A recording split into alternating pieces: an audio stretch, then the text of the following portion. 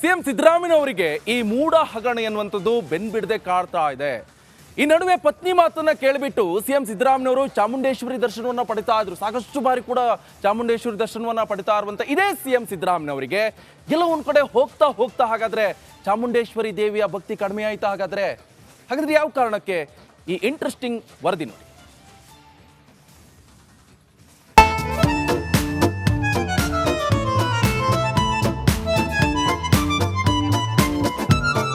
ಅದೇನ್ ಪೈಪೋಟಿ ಗುರು, ಹಬ್ಬದಲ್ಲೂ ಸೆಡ್ಡು, ಹಿಂದೆ ಬೀಳ್ತಿದಾರ ಸಿದ್ದು.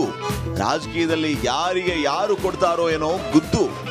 ಇವತ್ತಿನ ಪಾಲಿಟಿಕ್ಸ್ ಇಂಥದ್ದೇ ಸೀನ್ಗಳಿಗೆ ಸಾಕ್ಷಿಯಾಯಿತು.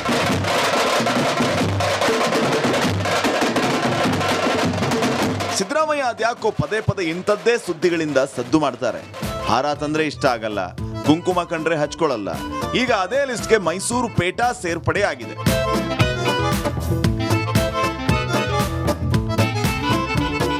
ಹೌದು, ಮೈಸೂರು ದಸರಾಗೆ ಅದ್ದೂರಿ ಚಾಲನೆಯನ್ನು ಸಿಕ್ತು. ಸನ್ಮಾನ ಮಾಡಿಸಿಕೊಂಡ ಸಿಎಂ ಪೇಟಾ ಮಾತ್ರ ಬೇಡವೇ ಬೇಡ ಅನ್ನೋ ತರ ವರ್ತಿಸಿದ್ರು.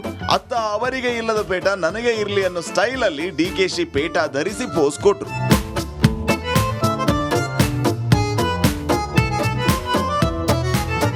ಇನ್ನು ಪೈಪೋಟಿ ಇಷ್ಟಕ್ಕೆ ನಿಲ್ಲಿಲ್ಲ.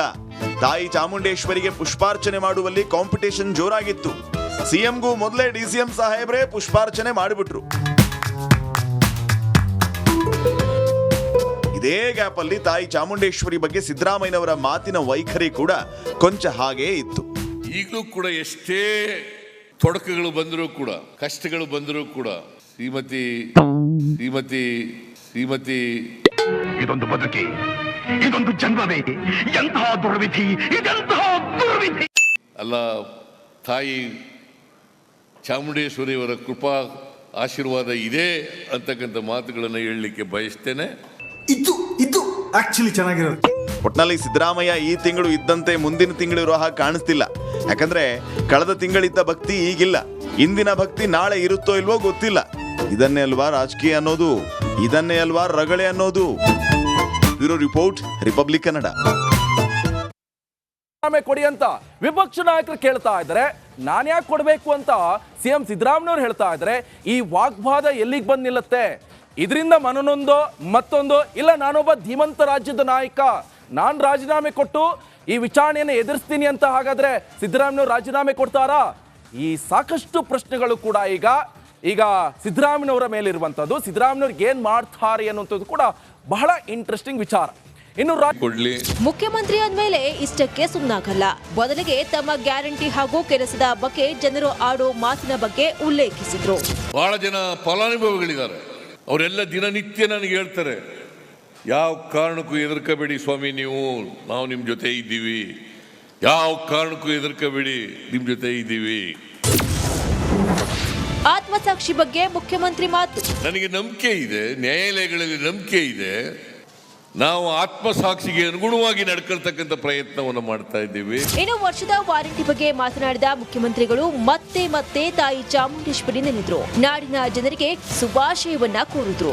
ಈ ವರ್ಷದ ದಸರಾ ಮಹೋತ್ಸವದ ಶುಭಾಶಯಗಳನ್ನು ಮತ್ತೊಮ್ಮೆ ನಾಡಿನ ಜನತೆಗೆ, ನಿಮ್ಮೆಲ್ಲರಿಗೂ ಕೂಡ ತಿಳಿಸಿ ನನ್ನ ಮಾತುಗಳನ್ನು ಮುಗಿಸ್ತೇನೆ.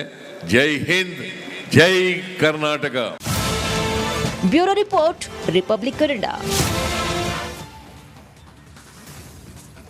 ಮಾತನ್ನ ವ್ಯಕ್ತಪಡಿಸಿದ್ರು. ಇದು ಈಗ ಪ್ರಶ್ನೆ ಆಗ್ತಾ ಇರುವಂತದ್ದು. ಆ ಪ್ರಶ್ನೆಗೆ ಉತ್ತರವನ್ನ ಕೊಡಿಸುವಂತ ಕೆಲಸವನ್ನ ನಾನು ಮಾಡ್ತೀನಿ. ಅದಕ್ಕೂ ಮುಂಚೆ ಒಂದು ಬ್ರೇಕಿಂಗ್ ಅಪ್ಡೇಟ್ಸ್ ಲಭ್ಯವಾಗ್ತಾ ಇದೆ. ರಾಜೀನಾಮೆ ಪೊಲಿಟಿಕ್ಸ್ ನಲ್ಲಿ ಜಿಟಿ ದೇವೇಗೌಡ ರಾಂಗ್ ಆಗಿದ್ದಾರೆ. ಸಿದ್ದು ಪರ ಹೊಗಳಿಕೆ, ಹಿತಶತ್ರುಗಳ ವಿರುದ್ಧ ಜಿಟಿಡಿ ಟೀಕೆಯನ್ನ ವ್ಯಕ್ತಪಡಿಸ್ತಾ ಇದ್ದಾರೆ. ಅದು ಕೂಡ ದಸರಾ ವೇದಿಕೆಯಲ್ಲಿ ಚಡ್ಡಿ ದೋಸ್ಗಳಾಗಿದ್ದಾರೆ.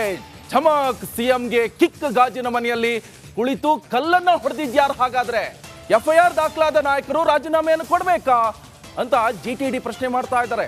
ಯಾರೆಲ್ಲ ರಾಜೀನಾಮೆ ಕೊಡಬೇಕು? ಎಲ್ಲಿಗೆ ಬಂತು ಹಾಗಾದ್ರೆ ರಾಜಕೀಯ? ಬಿಜೆಪಿ ಜೆಡಿಎಸ್ ನಾಯಕರ ವಿರುದ್ಧ ಈಗ ಜಿಟಿ ದೇವೇಗೌಡರು ಗುಡುಗಿದ್ದಾರೆ. ಅವ್ರು ಒಳ್ಳೆ ಕೆಲಸಗಳನ್ನೆಲ್ಲ ಬದಿಗೊತ್ತಿ ಮಾಡ್ಬಿಟ್ಟಿದ್ದಾರೆ. ರಾಜೀನಾಮೆ ಕೊಟ್ಬಿಡಿ. ರಾಜೀನಾಮೆಯ ಕುಮಾರಸ್ವಾಮಿ 2 ಲಕ್ಷ ಜನ ಕೋಟಿಗೆ ಕೊಡ್ತಾರ, ಕೊಡಕ್ಕಾಗ್ತದ? ಕೊಡಿ ಅಂತಾರೆ. ಸಿದ್ದರಾಮಯ್ಯವ್ರು 136 136 ಜನ ಡಿ ಕೆ ಗೆದ್ದಿದ್ದಾರೆ. ಆ ರಾಜೀನಾಮೆ ಕೊಟ್ಬಿಡಿ ರಾಜೀನಾಮೆ ಕೊಟ್ಬಿಡಿ. ರಾಜೀನಾಮೆ ಕೊಡ್ಬೇಕಾ? ತೋರಿಸ್ಬಿಡಪ್ಪ ಯಾವ ಕಾನೂನು ನೋಡುವ. ಅದು ಯಾವ ಕಾನೂನು ರಾಜೀನಾಮೆ ಕೊಡು ಅಂತೇಳದೆ, ಯಾವ ಕಾನೂನು ಜೈಲಿಗೆ ಹಾಕಿದೆ ಅಂತೇಳಿದೆ ತೋರಿಸ್ರಿ. ರಾಜ್ಯದಲ್ಲಿ ಏನ್ರಿ ನೋಡ್ಬೇಕಾಗಿದೆ? ಅವ್ರು ಒಳ್ಳೆ ಕೆಲಸಗಳನ್ನೆಲ್ಲ ರಾಜ್ಯದಲ್ಲಿ ರಾಜೀನಾಮೆ ಕೇಳಿ ಬರ್ತಾ ಇರುವಂತ ಸಂದರ್ಭದಲ್ಲಿ ಸಿಎಂ ಕೊಡಬೇಕು ರಾಜೀನಾಮೆ ಅಂತ ವಿರೋಧ ಪಕ್ಷಗಳು ವಾದವನ್ನ ಮಾಡ್ತಾ ಇದ್ದಾವೆ. ಸಿಎಂ ವಿರುದ್ಧ ವಾಗ್ವಾದವನ್ನ ನಡೆಸ್ತಾ ಇರುವ ಈ ಸಂದರ್ಭದಲ್ಲಿ ರಾಜೀನಾಮೆ ಗಾಜಿನ ಮನೆ. ಹಾಗಾದ್ರೆ ಯಾವ ಕಾರಣಕ್ಕೆ ಈ ರಾಜೀನಾಮೆ ಗಾಜಿನ ಮನೆ?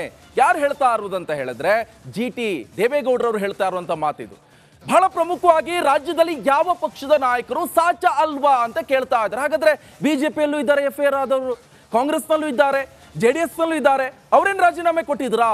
ಹಾಗಾದ್ರೆ FIR ಆದ ಕೂಡಲೇ ರಾಜೀನಾಮೆ ಕೊಡಬೇಕಾ ಅಂತ ಇದು GT ದೇವೇಗೌಡರವರ ಮಾತಾಗಿರುವಂತದ್ದು. ಅದು ಕೂಡ ಬಹುತೇಕ ರಾಜಕಾರಣಿಗಳ ಮೇಲೆ ಭ್ರಷ್ಟಾಚಾರದ ಆರೋಪ ಇದೆ. ಪ್ರತಿಯೊಬ್ಬ ರಾಜಕಾರಣಿಗಳ ಮೇಲೂ ಕೂಡ ಬಹುತೇಕ ಯಾರೆಲ್ಲ ಇದ್ದಾರೆ ಅವ್ರ ಮೇಲೆ FIR ಕೂಡ ದಾಖಲಾಗಿದೆ. ಭ್ರಷ್ಟಾಚಾರದ ಆರೋಪ ಇದೆ. ರಾಜಕಾರಣಿ ಅಂದ್ರ ಮೇಲೆ ಸರ್ವೇ ಸಾಮಾನ್ಯ ಇದ್ದೇ ಇರುತ್ತೆ ಬಿಡಿ, ಅದೇನು ವಿಚಾರ ಅಲ್ಲ. ಆದ್ರೆ ಒಂದಿಷ್ಟು ಪ್ರೂವ್ಗಳು ಕೂಡ ಆಗಿದೆ. ಅವ್ರ ಕತೆ ಏನು ಅಂತ ಪ್ರಶ್ನೆ ಮಾಡ್ತಾ ಇದ್ದಾರೆ. ಸಿದ್ದರಾಮಯ್ಯ ವಿರುದ್ಧ ಮೂಡಾದ ಸೈಟ್ ಕಬಳಿಕೆ ಕೇಸ್ ಇದೆ. ಈ ಸಂದರ್ಭದಲ್ಲಿ ಸಿದ್ದರಾಮಯ್ಯನವರ ಪರವಾಗಿ ಈಗ ಬ್ಯಾಟ್ ಬೀಸ್ತಾ ಇರುವಂತದ್ದು ರಾಜ್ಯ ರಾಜಕಾರಣದಲ್ಲಿ ಒಂದಿಷ್ಟು ಗೊಂದಲಕ್ಕೆ ಕಾರಣ ಆಗ್ತಾ ಇದೆ. ಅರೆ GT ದೇವೇಗೌಡರು ಯಾರು ಪಕ್ಷ? ಹಾಗಾದ್ರೆ ಸಿದ್ದರಾಮಯ್ಯನವರಿಗೆ ಸಪೋರ್ಟ್ ಮಾಡ್ತಾ ಇದ್ದಾರೆ. ಕೆಲವೊಂದ್ ಕಡೆ ಪಕ್ಷ ಬಿಟ್ಟು ವ್ಯಕ್ತಿ ಪೂಜೆ ಮಾಡ್ತಾ ಇದ್ದಾರಾ ಅಂತ. ಅದು ಕೂಡ ವ್ಯಕ್ತಿ ಪೂಜೆ ಯಾವ ರೀತಿಯಾಗಿ?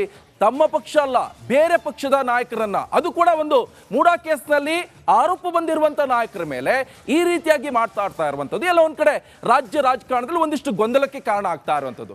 ಬಹಳ ಪ್ರಮುಖವಾಗಿ ತಮ್ಮ ಭೂಮಿಗೆ ಬದಲಿಯಾಗಿ 14 ಸೈಟ್ ಪಡೆದಿರುವಂತ ಆರೋಪ CM ಸಿದ್ದರಾಮಯ್ಯನವರ ಮೇಲಿರುವಂತದ್ದು. ಇದೇ ವಿಚಾರಕ್ಕೆ ED ಕೇಸ್ ಆಯಿತು, ಈಗ ತನಿಖೆ ಕೂಡ ನಡೆಸ್ತಾ ಇದ್ದಾರೆ.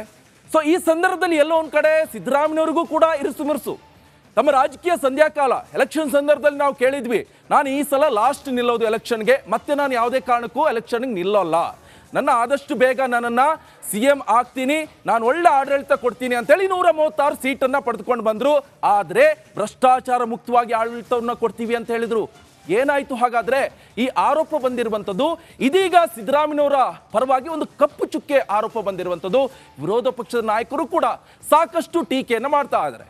ಇದ್ರ ಜೊತೆ ಮಾಜಿ CM BSY ವಿರುದ್ಧವೂ ಕೂಡ ಡಿನೋಟಿಫಿಕೇಶನ್ ಕೇಸ್ ಇದೆ. ಅವರ ಆ ಟೈಮಲ್ಲಿ ರಾಜೀನಾಮೆ ಕೊಟ್ಟು ಹೋದ್ರು. ಅದು ಏನೆಲ್ಲ ಆಯ್ತಂತ ರಾಜ್ಯ ರಾಜಕಾರಣದ ಗೊತ್ತಿರುವಂಥ ವಿಚಾರ, ಸರ್ವೇ ಸಾಮಾನ್ಯರು ಕೂಡ ಗೊತ್ತಿದೆ. ಆದರೆ ಆ ಸಂದರ್ಭದಲ್ಲಿ ಅವರೊಬ್ರು CM ಆಗಿ ರಾಜೀನಾಮೆ ಕೊಟ್ಟರು. ಹಾಗಾದ್ರೆ ಸಿದ್ದರಾಮಯ್ಯನವರು ನೈತಿಕ ಹೊಣೆ ಹೊತ್ತು ರಾಜೀನಾಮೆ ಯಾಕೆ ಕೊಟ್ಟಿಲ್ಲ ಅಂತ ವಿರೋಧ ಪಕ್ಷದವರು ಕೇಳ್ತಾ ಇದ್ದಾರೆ. ಆದರೆ ಇಲ್ಲಿ ಆಗ್ತಾ ಇರುವಂಥ ಬೆಳವಣಿಗೆ ಅಂತ ಹೇಳಿದ್ರೆ ಅದೇ ವಿರೋಧ ಪಕ್ಷದಲ್ಲಿರುವಂಥ ಮೈತ್ರಿ ಪಕ್ಷದಲ್ಲಿರುವಂಥ ಇದೇ GT ದೇವೇಗೌಡರವರು ಇವತ್ತು ಸಾಂಪ್ರದಾಯಿಕ ವೇದಿಕೆ ಮೈಸೂರು ದಸರಾ ಈ ಸಂದರ್ಭದಲ್ಲಿ ಈ ಮಾತನ್ನ ವ್ಯಕ್ತಪಡಿಸ್ತಾ ಇರುವಂಥದ್ದು ಒಂದಿಷ್ಟು ಸಾರ್ವಜನಿಕರಲ್ಲೂ ಕೂಡ ಆಕ್ರೋಶಕ್ಕೆ ಕಾರಣ ಆಗ್ತಾ ಇದೆ. ಜೊತೆಗೆ ಅಕ್ರಮವಾಗಿ ರಾಚನಹಳ್ಳಿ ಭೂ ನೋಟಿಫಿಕೇಶನ್ ಆರೋಪ ಕೂಡ ಎದುರಿಸ್ತಾ ಇದ್ದಾರೆ. HD ಕುಮಾರಸ್ವಾಮಿ ವಿರುದ್ಧವೂ ಡಿನೋಟಿಫಿಕೇಶನ್ ಪ್ರಕರಣ ಇದೆ. ಕೇಂದ್ರ ಸಚಿವರಾಗಿದ್ರು, ರಾಜೀನಾಮೆ ಕೊಟ್ರಾ? ರಾಜೀನಾಮೆ ಕೊಡ್ಬೇಕು ತಾನೆ ಅವರು ಅಂತ GT ದೇವೇಗೌಡರವರೇ JDS ಪಕ್ಷದ ಪ್ರಮುಖ ಮುಖಂಡರ ವಿರುದ್ಧವೇ ಸಾಕಷ್ಟು ವಾಗ್ದಾಳಿಯನ್ನು ನಡೆಸಿದ್ದಾರೆ. ಗಂಗನಹಳ್ಳಿ ಭೂ ನೋಟಿಫಿಕೇಶನ್ ಮಾಡಿರುವ ಆರೋಪ, ಜೊತೆಗೆ ಅಶೋಕ್ ವಿರುದ್ಧ 32 ಗುಂಟೆ ಭೂಮಿ ಡಿನೋಟಿಫಿಕೇಶನ್ ಪ್ರಕರಣ ಕೂಡ ಇದೆ. ಹಾಗಾದ್ರೆ ಇವರಲ್ಲಿ ಯಾಕೆ ರಾಜೀನಾಮೆ ಕೊಡ್ತಾ ಇಲ್ಲ? ಇವರು ರಾಜೀನಾಮೆಯನ್ನು ಕೊಟ್ಟು, ನೈತಿಕ ಹೊಣೆಯನ್ನು ಕೊಟ್ಟು, ರಾಜೀನಾಮೆ ಕೊಟ್ಟು ಸೀದಾ ಹೋಗಿ ತನಿಖೆಯನ್ನು ಎದುರಿಸಬಹುದಲ್ಲ. ಒಂದು FIR ದಾಖಲಾಯ್ತಂದ್ರ ಮೇಲೆ ಯಾಕೆ ರಾಜೀನಾಮೆ ಕೊಡಬೇಕು ಅಂತ GT ದೇವೇಗೌಡರವರ ವಾದ ಆಗಿತ್ತು. ಅದು ಕೂಡ CM ಸಿದ್ದರಾಮಯ್ಯನವ್ರನ್ನ ಚಾಮುಂಡೇಶ್ವರಿಯವರ ವರಪುತ್ರ ಎನ್ನುವಂತಹ ಒಂದು ನಿಟ್ಟಿನಲ್ಲೂ ಕೂಡ ಸಾಕಷ್ಟು ವೈಭವೀಕರಿಸಿ ಮಾತಾಡಿರುವಂಥದ್ದು ಈಗ ರಾಜ್ಯ ರಾಜಕಾರಣದಲ್ಲಿ ಸಾಕಷ್ಟು ಚರ್ಚೆಗೆ ಗ್ರಾಸ ಆಗ್ತಾ ಇದೆ.